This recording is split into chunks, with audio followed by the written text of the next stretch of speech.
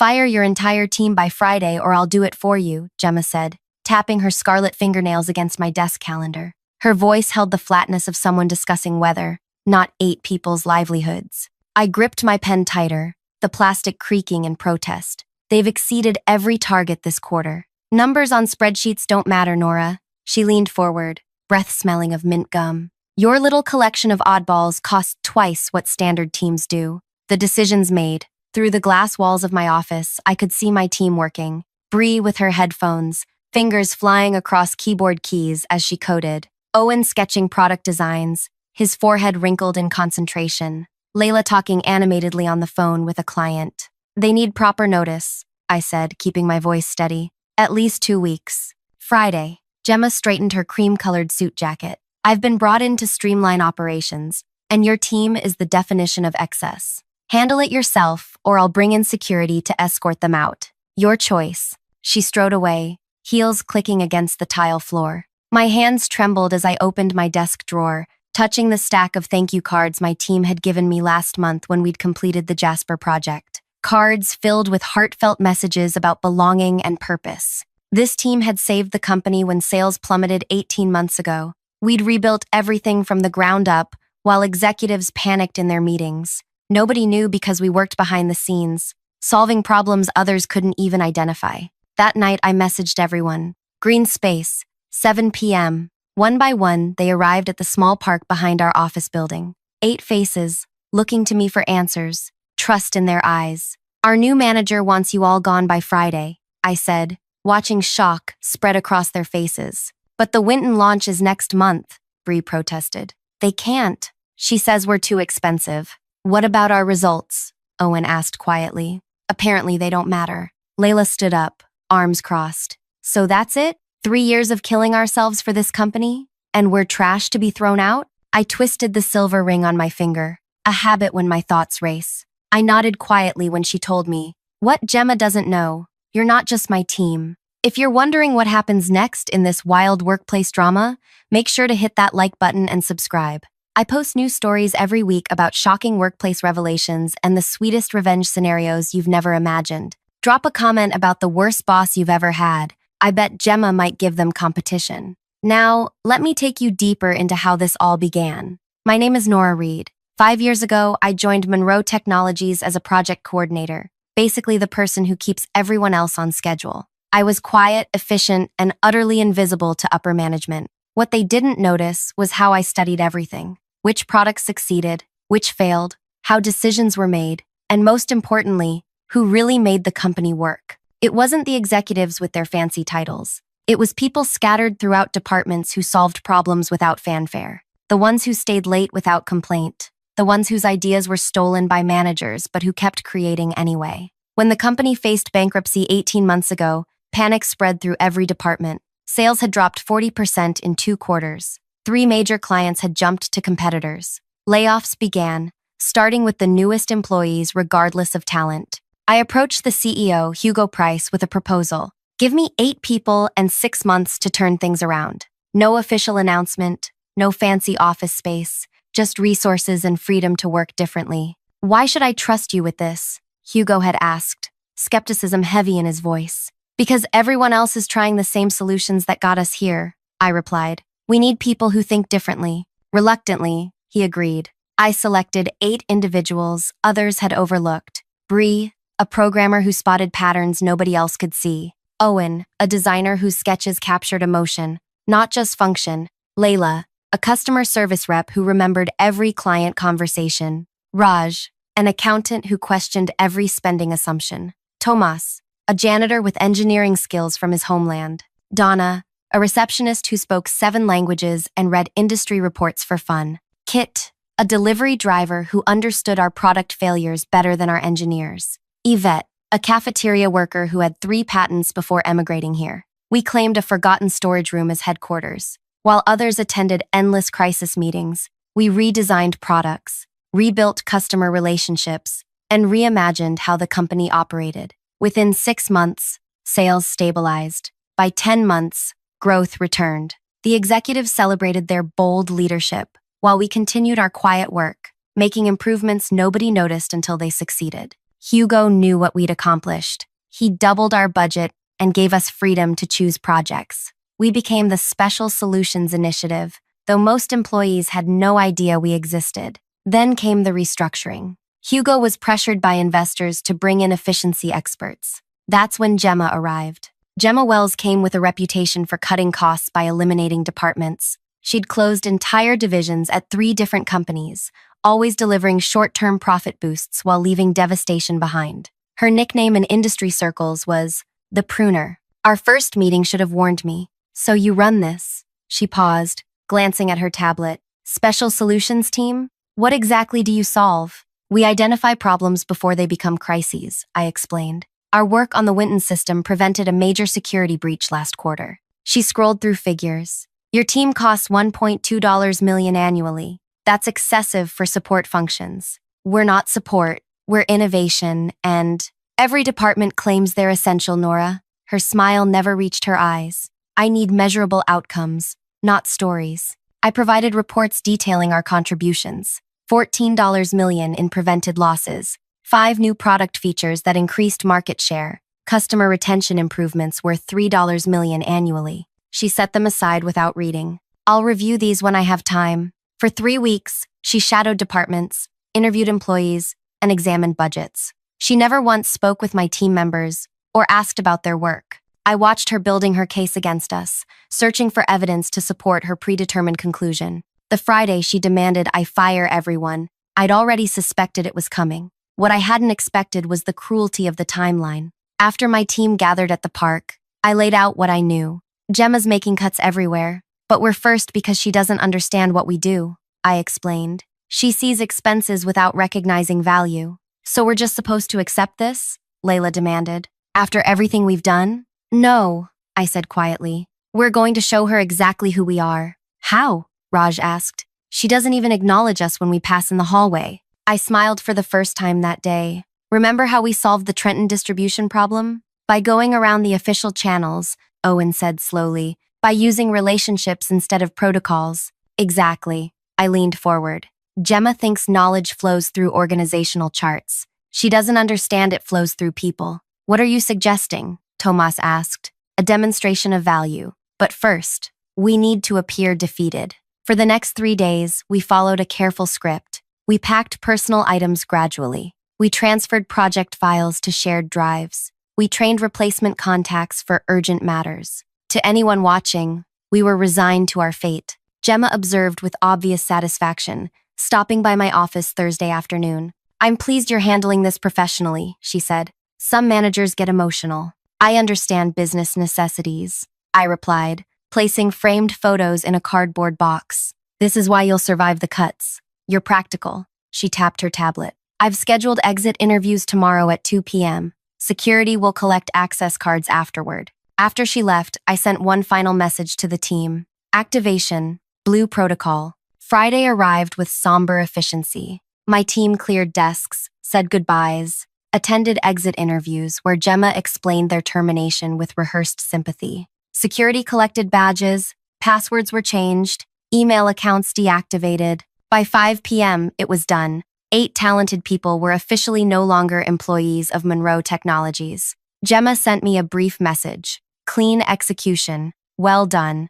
I didn't reply. Instead, I made a phone call. It's time, I said when Hugo answered. Everything proceeded as expected. Are you sure about this, Nora? There's significant risk. I'm certain. Monday's board meeting. Full demonstration. Consider it approved, he said after a moment's hesitation. The weekend stretched endlessly as I prepared. Sunday night, I could barely sleep, my mind racing through possibilities, contingencies, outcomes. By Monday morning, I felt calm in that strange way that comes after passing through intense anxiety. I arrived early, dressed in a deep blue suit I'd never worn to the office before. Gemma was already there, reviewing presentations for the quarterly board meeting. I've included your team's elimination in the efficiency highlights, she informed me. 10% immediate cost reduction is impressive. Thank you for featuring our contribution, I replied, my voice neutral. She glanced at me, perhaps sensing something off in my tone, but was distracted by her ringing phone.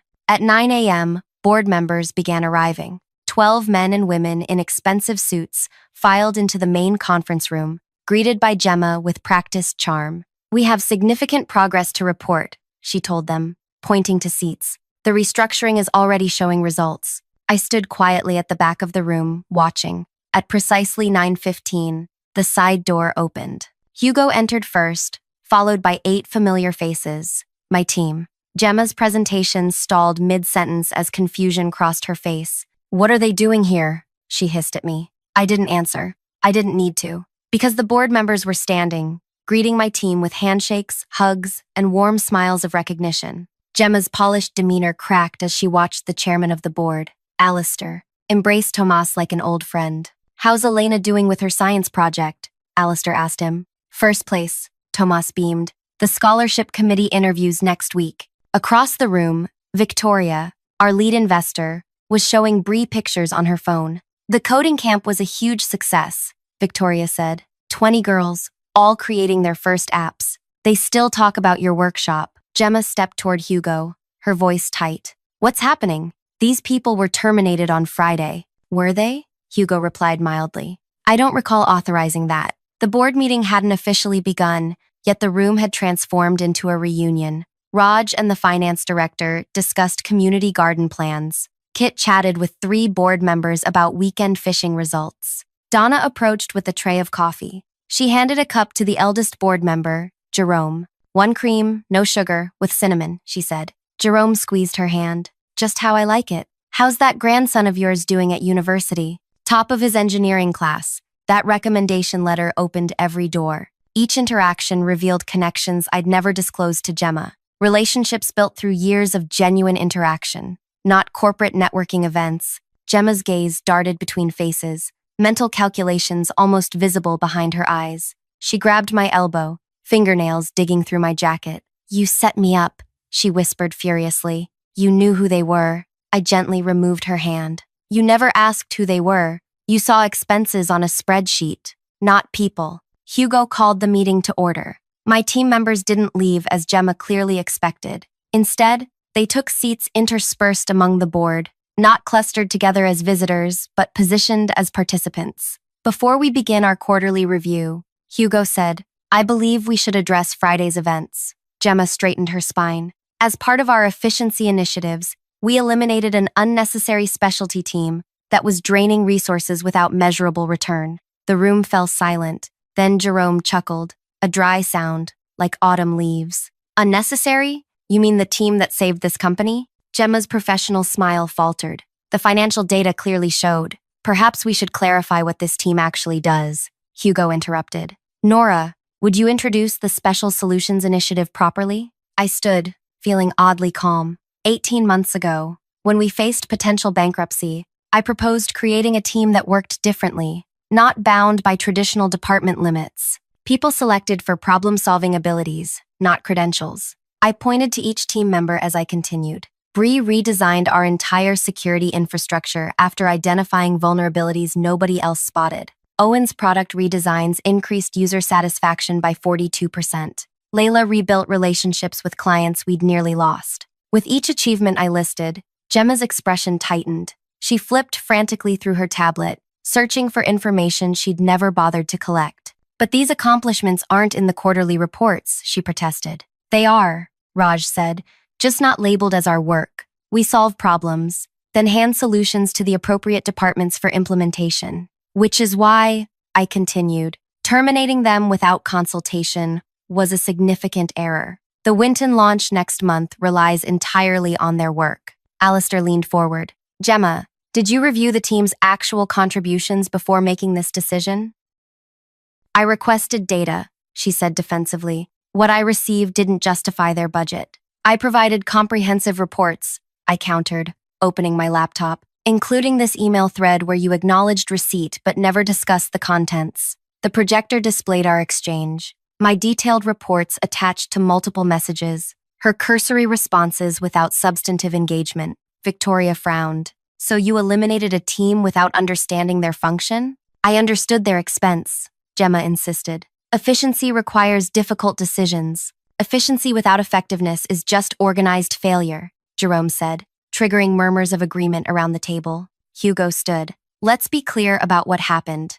Gemma terminated 8 people whose work is critical to projects representing 30% of next quarter's projected revenue. The temperature in the room seemed to drop. Board members exchanged glances heavy with concern. Fortunately, Hugo continued, Nora alerted me to the situation. Officially, these team members were transferred to special project status directly under board supervision. They never stopped working. Relief rippled through the room, followed by focused attention as Hugo launched into the quarterly presentation. Graphs showed improvement across all metrics, each spike secretly connected to my team's work. Throughout the presentation, Gemma sat rigid, her eyes fixed forward, knuckles white against her tablet. Her carefully constructed narrative of heroic cost-cutting was unraveling with each slide. During a brief break, I stepped into the hallway for water. Gemma followed, confronting me by the cooler. You deliberately undermined me, she said, voice low but intense.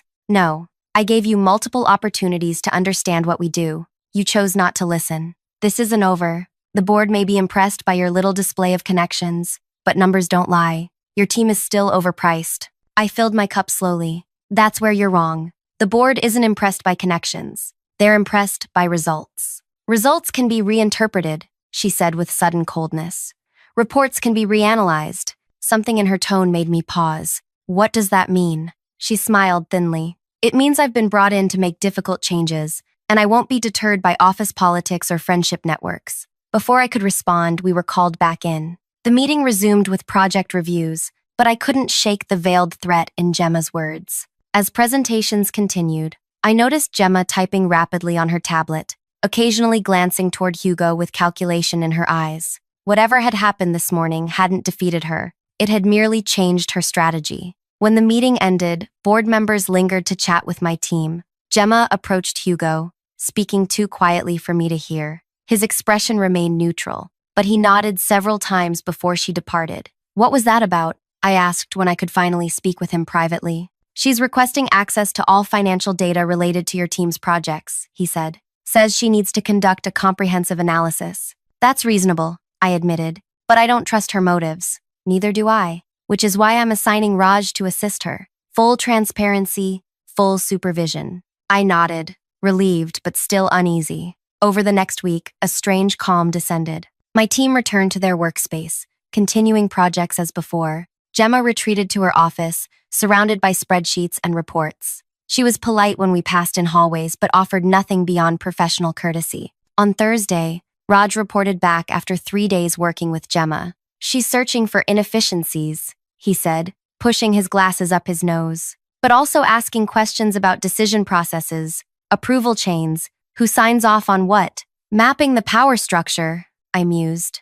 Exactly, and she's particularly interested in the Winton project. The Winton launch was our most ambitious initiative, a complete platform redesign that would either secure our market position for years or fail spectacularly. Every member of my team had contributed critical components. Keep watching, I told Raj. Document everything. That evening, Bree called me with alarming news. Someone's been in our project files, she said. Security logs show access from Gemma's credentials, but examining portions of code nobody but developers should care about. Could she be copying our work? I asked. Worse, some timestamps have been altered. Small changes to test parameters, modifications to security protocols. My blood ran cold. She's sabotaging the project, creating just enough problems to make it fail at launch. Nothing obvious, nothing traceable. I called an emergency team meeting at my apartment that night. 8 concerned faces gathered in my living room as Bree explained what she'd found. Can we fix it? Layla asked. Already did, Bree confirmed. I restored clean backups, but she doesn't know that. She's trying to discredit us, Owen realized. Make the launch fail, then blame our team's work. Classic destruction pattern, Donna added. She creates failure, uses it to justify eliminating us permanently, then rebuilds in her image after we're gone. I paced across the worn carpet of my apartment, thinking, we need to understand her endgame.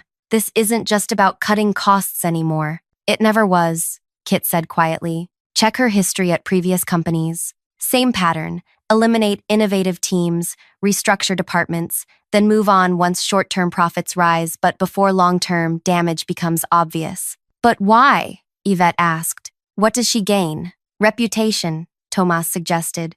Each success makes her more valuable for the next company. I stopped pacing. No, there's something else. Raj, did you notice anything about which questions she asked? Any pattern? Raj thought for a moment. She was particularly interested in approval processes for external vendors. The pieces suddenly connected in my mind. The vendors for Winton. Who selected them? We interviewed 12 possibilities, Owen said. Recommended 3 to the board. They selected Next Level. And the other 2 finalists? Telarus and Vanguard Systems. I opened my laptop, searching news articles from Gemma's previous companies. 3 restructurings, 3 different companies that subsequently contracted with the same technology provider. Vanguard Systems. There it is, I whispered. She's not just cutting teams, she's steering contracts. The room fell silent as implications sank in. If Winton fails, Bree said slowly, we'll need emergency services to fix it. And Gemma will recommend Vanguard, I concluded. A much larger contract than they would have received initially. We need proof, Raj insisted. This is a serious accusation. We'll get proof, I promised. But first, we need to protect Winton. We worked through the night, developing a strategy. By morning, we had a plan. Risky, complicated, but potentially effective. As dawn broke, Thomas voiced what everyone was thinking. If we're wrong about her, this could backfire badly. And if we're right, I countered, then she's even more dangerous than we thought, Layla said. Because she's not just cutting jobs, she's destroying companies from within. I looked at each team member, these people who'd become more than colleagues. Are we doing this? 8 nods answered me. That Monday, I requested a meeting with Gemma. She received me with cool professionalism, gesturing to the chair opposite her desk. I wanted to discuss Winton's final testing phase, I began.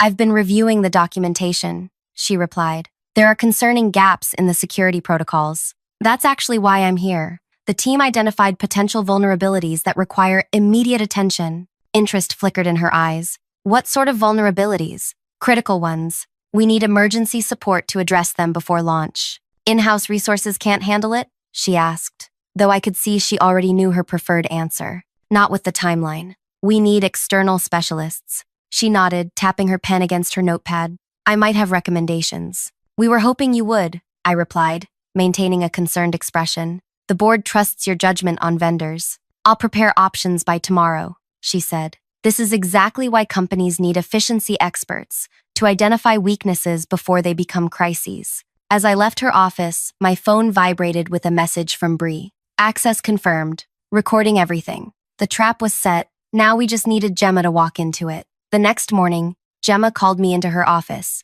3 vendor proposals sat on her desk, their logos visible on the cover pages. Next Level, Telarus, and Vanguard Systems. I've reviewed potential emergency support options, she said, sliding Vanguard's proposal forward. This one offers the most comprehensive solution. I examined it, noting the extensive services list and eye-watering price tag. It's considerably more expensive than our initial budget. Quality costs, she replied smoothly. Would you rather save money or save the project? I trust your judgment, I said, watching her carefully. What's the process from here? I'll present this to Hugo today. Given the urgency, we should expect expedited approval. I nodded, keeping my expression neutral, while my heart raced. Will you need any supporting documentation from my team? No, she said quickly. I have everything required. Your team should focus on preparing for the transition. As I left her office, Owen messaged me. Security footage confirms midnight office access. 3 consecutive nights.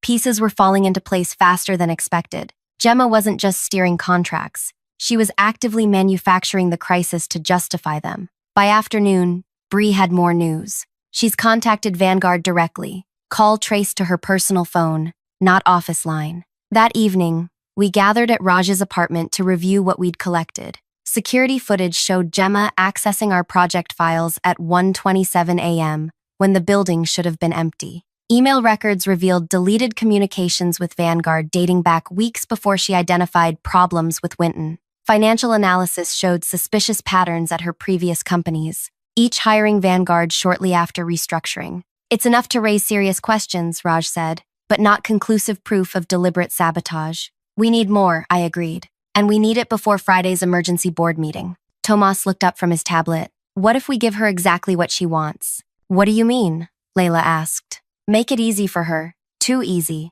People get careless when they think they're winning. The plan crystallized from there. We would appear to stumble, creating an opening so tempting Gemma couldn't resist overreaching. Thursday morning, I entered Hugo's office with rehearsed anxiety. We've discovered critical issues with Winton, I told him. Multiple security vulnerabilities suddenly appearing in previously tested code. His eyebrows shot up. How is that possible? We're investigating, but launch is in serious jeopardy. Gemma suggested bringing in external support. Hugo frowned. That would blow the budget significantly. I know, but we may not have options. She's calling an emergency board meeting tomorrow to discuss solutions. I'll be there, he promised. Concern etched across his face. Later that day, I made sure Gemma overheard me on a phone call, my voice deliberately stressed. We can't fix it internally, I said to no one. Too many corrupted files. Yes, I've told Hugo. No, we don't know how it happened. When I hung up, Gemma appeared in my doorway.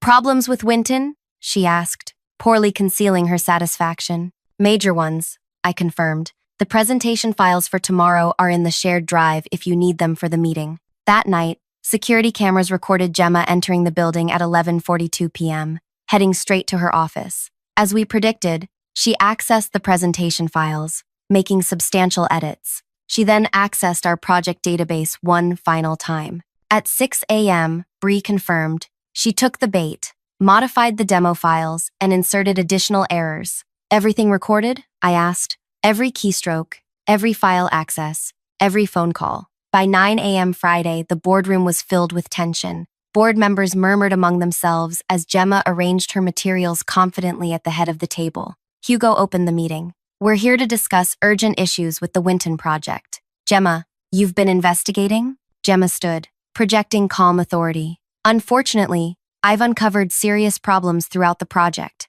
What began as minor concerns has revealed fundamental flaws in the development approach. She launched into a detailed presentation, highlighting numerous issues, some real, most fabricated, all allegedly stemming from my team's work. These aren't simple bugs, she explained. These are architectural failures that threaten the entire platform. Board members exchanged worried glances. Victoria leaned toward me, whispering, "Is this accurate?" I squeezed her hand under the table. "Wait," I whispered back. Gemma continued, building toward her solution. Given the timeline constraints and severity of issues, I recommend immediate intervention by external specialists. I've vetted several options and identified the most qualified. She displayed Vanguard's proposal, highlighting their experience and immediate availability. Their comprehensive solution addresses all identified problems, though it requires budget adjustment. How significant an adjustment? Alistair asked. An additional $2.3 million, she stated calmly. The room erupted in concerned discussion. Gemma waited patiently, the picture of professional concern masking triumph. Hugo turned to me. Nora, what's your assessment? This was the moment everything hinged on. I stood slowly. Before responding, I'd like to run a quick demonstration. I connected my laptop to the projector. The screen displayed Winton's interface, sleek and functional. This is the actual current build of Winton as of this morning, I explained. I'll run a standard security test sequence. The system executed perfectly, security protocols engaging precisely as designed. Confusion spread across the boardroom. Gemma's expression hardened. That's impossible, she said. The reports clearly showed critical failures in those exact protocols. Those reports were modified, I stated simply, just as the project files were tampered with. The room fell silent. Serious accusation, Hugo said carefully. Do you have evidence? Comprehensive evidence, I confirmed, changing the display to show a split-screen security recording. The left side showed Gemma entering the building Wednesday night. The right side displayed her computer screen as she methodically altered test results and inserted malicious code into project files. What is this? Gemma demanded, her voice rising. This is footage from our security system and screen recording software, I explained. Standard protocol for all access to critical project files. I advanced to another clip. Gemma, on her personal phone. We've created the necessary problems, her recorded voice said clearly. The board will approve emergency intervention tomorrow. Yes, the full $2.3 million. Our usual arrangement for my consultation fee? The boardroom erupted in chaos. Gemma lunged for my laptop. This is fabricated, she shouted. They're trying to frame me. Security personnel entered, summoned by Hugo's discreet signal. That's not all. I continued calmly, despite my racing heart. We've compiled similar patterns from her previous 3 companies. In each case, departments were eliminated, emergencies discovered, and Vanguard systems brought in at premium rates. Raj distributed folders containing financial analysis, showing suspicious payments to offshore accounts following each Vanguard contract. These are kickbacks, he explained. Approximately 20% of each contract value routed through shell companies back to personal accounts. Jerome studied the documents, his expression grave. The pattern is undeniable. Gemma's professional facade completely collapsed. You set me up, she snarled at me. You created a trap. No, I replied evenly. We simply watched while you did exactly what you've done at 3 other companies. The difference is that this time, we were paying attention. Hugo stood. Security will escort you to clear your office, Gemma. The company lawyer is waiting to discuss next steps. As she was led away, still protesting, the tension in the room transformed into stunned silence. The Winton project was never at risk, was it? Hugo asked quietly. No, I confirmed. We identified her pattern early and protected the actual files. What she tampered with were duplicates. We created specifically to track her actions. Victoria shook her head in disbelief. How long has she been doing this? Based on our financial analysis, at least 4 years across multiple companies, Raj explained. Conservative estimate of total fraudulent contracts, $13.7 million. The meeting shifted from crisis management to recovery planning. As discussions continued, I watched my team, these 8 remarkable people who had saved the company yet again.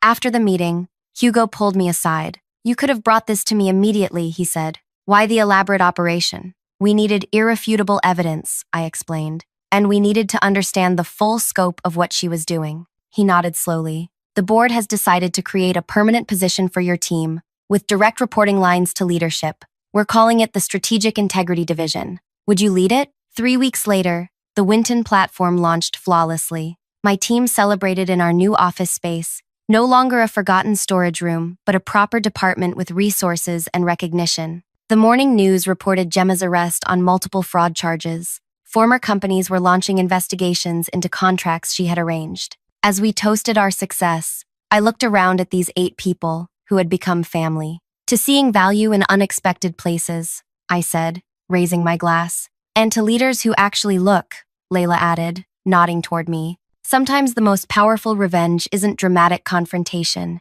It's simply ensuring that truth becomes visible. Gemma believed in cutting people without understanding their worth. What she never realized was that true value isn't found on spreadsheets but in the connections, insights, and integrity of people who care deeply about their work. Her greatest mistake wasn't targeting my team. It was assuming we would go quietly. We didn't. And now she'll have years in a very different kind of office to reflect on that miscalculation. If you enjoyed this workplace revenge story, hit that like button and subscribe for more tales of justice served with a side of strategic brilliance. Have you ever worked with someone who underestimated your value or tried to take credit for your work? Share your experience in the comments below. I read every single one and might feature your story in an upcoming video. Remember, sometimes the best response to being undervalued isn't leaving, but revealing your true worth when they least expect it.